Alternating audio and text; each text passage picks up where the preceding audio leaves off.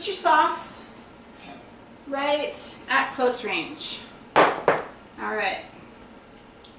Oh, look at this sauce. It's full of chunks of vegetables and free-range Angus beef. Yum. Yum, yum, yum. Okay. So we want to just 1, 2, let's count this, see how many I'm putting here. 3, let's do 4 ladles of sauce, and then shake it around there. Just let it coat the bottom like that, okay? Now we're going to lay down a layer of noodles. And I'm going to put 1. Remember, these are going to expand a little bit. 2, 3, and then we'll do 1 this way. And this is where kitchen shears come in handy. Obviously this is a little bit too long, so I'll just trim off a piece with my kitchen shears, lay that in there, and then we're not gonna waste these ends, don't trust me. These ends will just get thrown in somewhere. Now, one thing to remember is what direction I put my noodles in. I'm doing it horizontally, right? Yeah, horizontally. Okay, so I've got my first layer of noodles. Now comes some cheese. Let's do that with a spoon. Get a nice big spoon and just sort of lay some of the cottage cheese over the noodle, like so. Hope you can. Remember, this is just a layering process. It doesn't have to be perfect. Trust me, it's all getting covered with sauce. Let's put just a bit more there. Just kind of get it to the edges, all right? Yum. Okay, mozzarella cheese, a layer of that.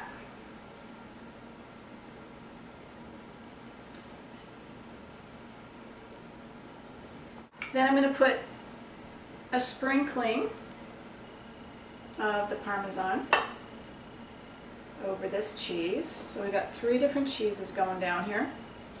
Oh my gosh, it's going to be so flavorful. I don't need to add any salt because my sauce has enough salt in it, and also this cheese has salt in it. The noodles have been cooked in salted water, so all I'm doing is just a little sprinkling of pepper. Okay, now we're going to put another layer of sauce, and then noodles, cheeses, sauce. And we're going to repeat this 3 times.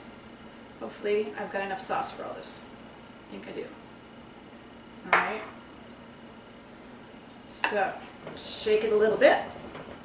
Alright, another layer of noodles. So as you can see, I don't want to tilt this too much, but you can see I've got my first layer down. Alright, and then repeat it. 1, oops, 2, let's get rid of that broken one in there. 1, 2, 3 layers, and then trim off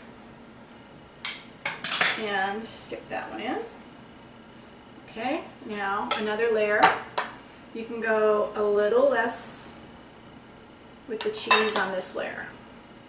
We're not going to put more than 2 layers of cheese, even though we might do 3 layers of pasta. 2 layers of cheese is plenty. Alright. By the way, I'm preheating my oven right now. It's at 375, or 350, excuse me. That's it for the cheese on the cottage cheese. A little more mozzarella. You can go a little bit lighter on this layer if you want to.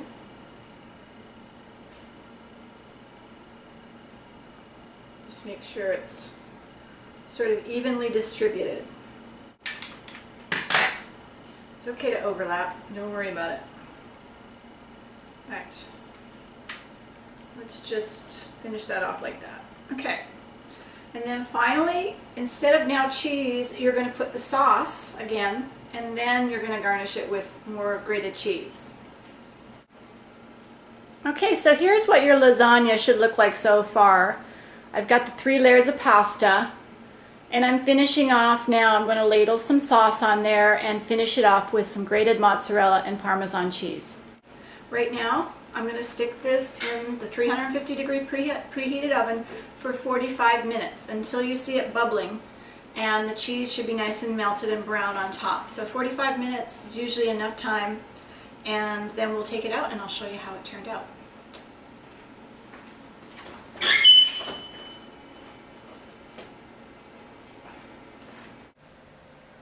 Okay, this is how your lasagna should look when it's fully cooked and browned on top. See how it's expanded in the pan? That's because the noodles have soaked up some of the sauce, and it's cooked for 45 minutes, and then I just turn the oven off and leave it in there to stay warm before I'm going to cut it up. So you want that to be nice and browned on the top. But that's my finished lasagna. Doesn't that look good? Alright, I just took my fantastic lasagna out of the oven. It's bubbling and the cheeses are all melted on top and the edges look nice and crusty, which is how you want it to look, that little bit of a browned edge to it. Make sure that, that everything is bubbling and that it's cooked all the way through.